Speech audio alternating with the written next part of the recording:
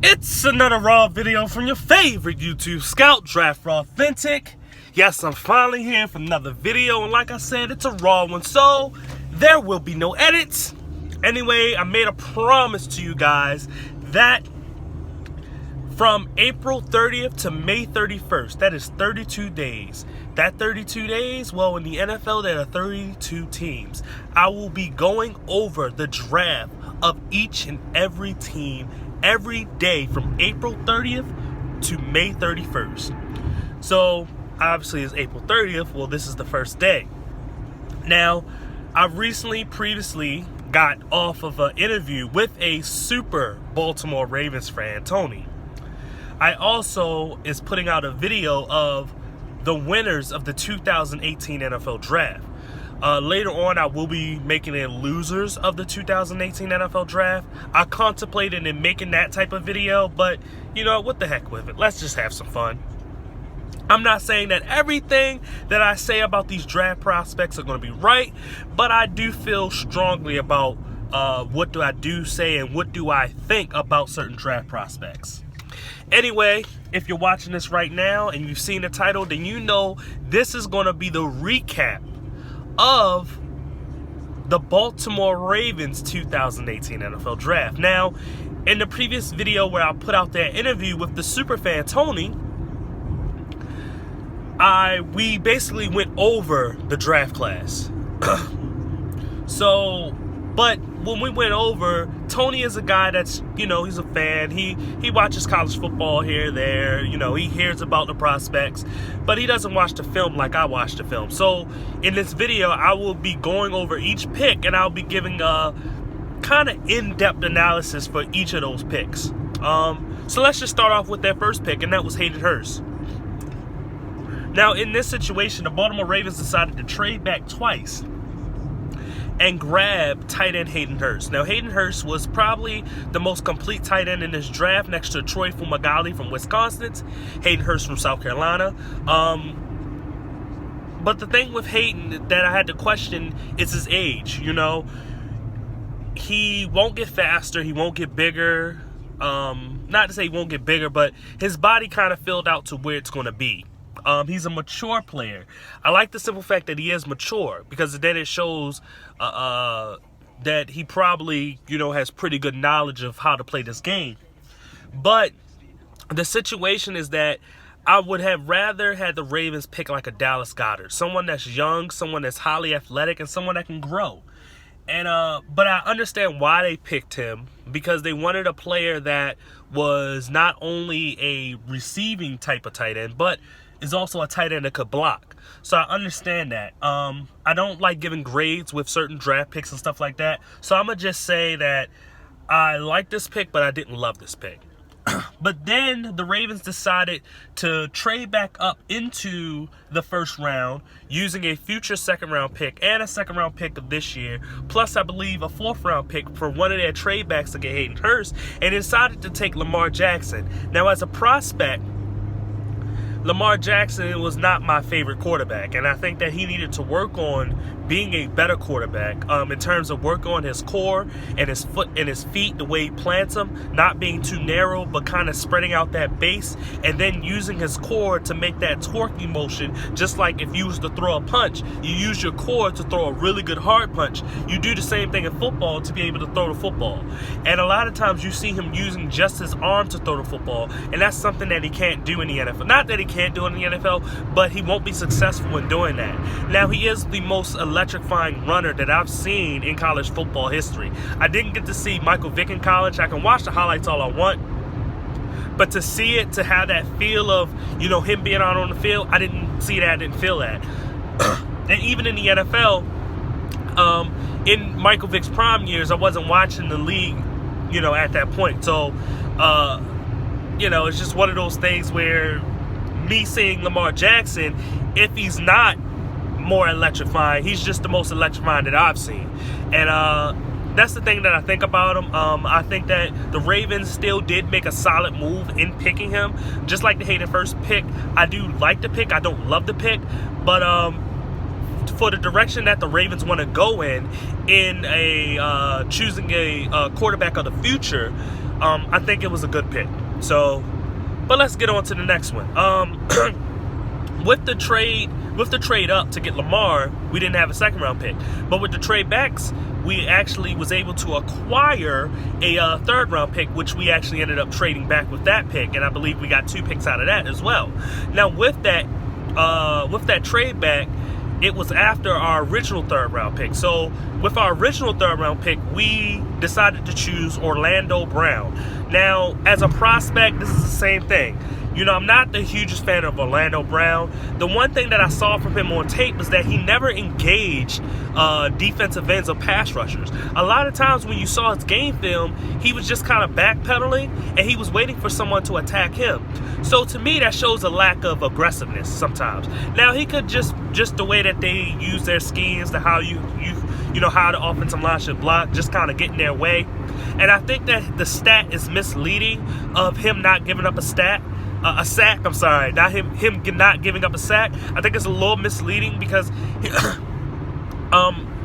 Baker Mayfield got the ball out of his hands a lot, quicker. And anytime that it was a situation where he did stand in the pocket a little bit long time, sometimes they moved the pocket, and that's where the situations where you would see Orlando Brown not engage anybody. He would wait for defenders to come to him, which I don't think is a good thing. The 14 reps on the bench press is the one thing that alarms me a lot about him when it came to the combine.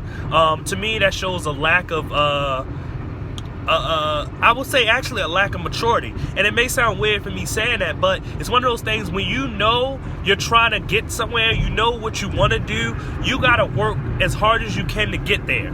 And I don't think he worked as hard. I look at his arms and his muscle definition in his arms, and there is no muscle definition. Not all offensive linemen will have that, but for a guy as big as him, he should be a little bit more. There should be something to it. And his arms look like mine, and I'm just a regular guy. So,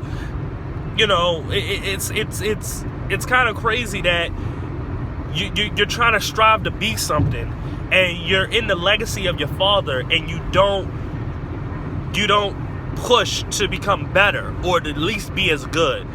But maybe it was the lack of a father figure in his life. I don't know, but still, I don't know his life like that, but it's something that he needs to work on. And once again, I like the pick, but I didn't love the pick. So that's all I'm saying. And then go back to the maturity issue and what I meant when I said that. If you're still watching this video, I actually trained with WWE/NXT superstar Velveteen Dream. I trained with him in Maryland Championship Wrestling.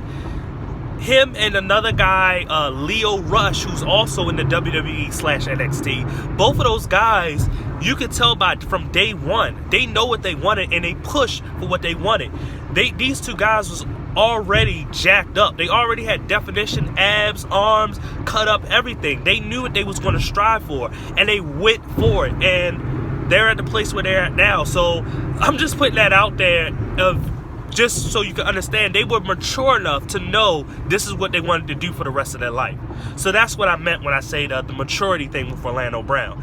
And then with the next pick, the Ravens chose tight end Mark Andrews. Sorry, I'm a little sick.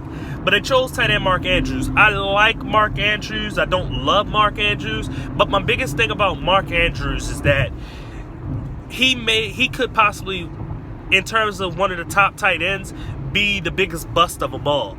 He has an issue with the dropsies a little bit. And when I say the issues with the dropsies, it's not just, he just regular drop here and there. It's one of those things where it's the lack of toughness that he plays with. And when he goes over the middle, why he drops passes. Now, this is a guy that is a converted receiver into a tight end. So you can see why that may be a lack of toughness when it comes to him as a player, which kind of, now looking at Orlando Brown, it may be a lack of toughness within that whole Oklahoma offense, but I don't want to get into that. But anyway, he's one of those prospects and the picks from the Ravens where I can say again, I don't love the pick. I kind of like the pick. But I'm not sure about the pick because I'd rather had drafted another player besides Mark Andrews. But anyway, this is, that's where the Ravens wanted to go. So I think that the thing that what Mark Andrews can do is he can complement Hayden Hurst a lot in those 2 tight end sets, or just being that other tight end where, you know, you got someone that can block and then you got someone that can catch passes, or is that really good at being in the slot and catching passes. But the thing about Hayden Hurst, he's a better all-around tight end because he can actually do the same thing too. So, but we'll see. After that, the Ravens went with wide receiver Jaleel Scott. I was a fan of Jaleel Scott, and if you watch a previous video that I had, I know it's a 30-minute video, but you can watch that video in pieces. Sorry about the sun being in your face, but I'm in my car driving to get pick up my wife. But anyway, Jaleel Scott is a guy that I named as an underrated wide receiver prospect. He makes so many huge and big and spectacular catches that it's just like, wow, he just jumps off the page. And he's a 6'5" wide receiver, and he's got pretty good speed as well. I didn't expect him to run as fast as he did at the combine, but he did, and the speed kind of does show on film. But anyway, I think he's a good receiver. I heard some stuff about him having the dropsies. The film I watched, he didn't drop a lot of passes, so I don't know where that came from, but it can not be true. So I'm gonna take it to where it is true. So if that is something that he does need to work on, that's a big thing. That is a real big thing for me. But I really did like the pick. I thought that there was another receiver out there that I would have taken, but I think that if you stack the guys up together, they're kind of the same prospect. And I think that they looked at a situation where they was like, you know what, this guy just is a little bit, not to say polished, but has a little bit better upside than the other player. The next pick was Jordan Lashley in the 5th round. That was our lone 5th round pick. Jordan Lashley, I'm not the hugest Jordan Lashley fan, and when you talk about drops, this guy has problem with drops. So when it comes to him, I'm just, I didn't like the pick at all. That was the first pick where I could say, yeah, I hate that pick. And I thought that the Ravens made the wrong choice. Well, not the first pick, but I did think the Ravens made the wrong choice. Now, I actually kind of skipped 2 people. I just noticed that. Anthony Averett, the cornerback from Alabama, that's a pick that I definitely hate as well. Not a huge fan of him. I like the other cornerback from Alabama, not Tony Brown, but Levi Wallace. I thought Levi was a lot better. I thought he was a lot more aggressive and had better cover skills, and I didn't see him get beat as much as I saw Anthony Averett get beat. And the other player was linebacker Kenny Young from UCLA. With Kenny Young, I didn't get to actually see as much, and actually after the draft, I went and saw some film on him. He's very fast. He's a solid tackler. He's very athletic. I didn't get to see the one-on-one cover skills that people are talking about, but that's what they're saying he could do. Maybe I got to watch more film to see it, but I trust in the GM, Ozzie. It's his last draft, and he's trying to go off a bang. So I trust, his word at what he thought about Kenny Young. Next after that, so then Jordan Lashley, like I said, I made a mistake and skipped those other 2 guys, the 2 defenders. So then going into the 6th round, Deshaun Elliott, to me, is the biggest steal of this draft. Next to Green Bay's Packers draft pick Equanimeous St. Brown, Deshaun Elliott in the 6th round is the biggest steal. This is one of those situations where I forgot he was still on the board because I thought maybe he had already been drafted. And it's one of those things where I got so happy. I jumped up for joy when we chose him because this is a guy that I feel as though he will be a better player than what we got in a guy like Tony Jefferson. Now he won't take over Tony Jefferson's spot. He's more likely would take over Eric Weddle's spot when Weddle decides to hang it up, or we decide to, let Weddle go. I do like Weddle a lot because of his mind, so I hope we don't let Weddle go. But I think that those 2 guys, if there was a chance of him starting with Weddle, they will complement each other so well because they can both be a free safety. They can both play strong safety, and both are very versatile. But what Deshaun Elliott gives you, and they're both ball magnets. I want to put that out there. But what Deshaun Elliott gives you that Weddle wouldn't give you is the one-on-one cover skills. Deshaun Elliott is a 6'1", 210-pound safety. Weddle, is 5'11", barely 200. So you look at those 2 guys, and he can just give you a little bit more when it comes to the one-on-one coverage. So if you're looking at having a guy that can possibly cover tight ends, then you got a hybrid type of safety in Deshaun Elliott that can sit there and be kind of that nickel dime linebacker guy. Then he can also be a free safety, and then because he's a nickel dime linebacker hybrid, he can also play strong safety. The next two picks, the offensive linemen, I didn't get to see as much from the Wagner offensive tackle, Greg Sinnott, but I would just say this. For what I did see, he seemed like a solid guy, but I only saw one tape of him, and he's one of those guys that can grow. But you know what? I'm gonna just say this: I trust Ozzie Newsome when it comes to drafting offensive linemen. He's done it time and time again, so I'm gonna just let that be. Bradley Boozman,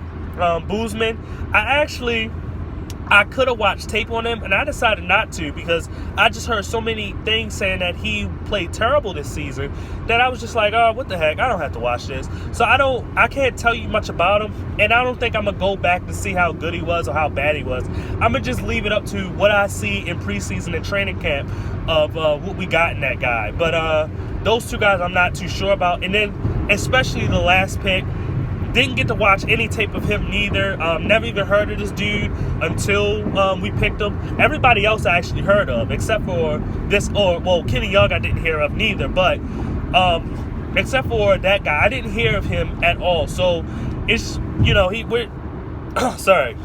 So in that situation, I can't really say much about him. But I would say overall, I think Ozzie did a pretty solid job of getting all, or at least most of the needs that we needed or wanted.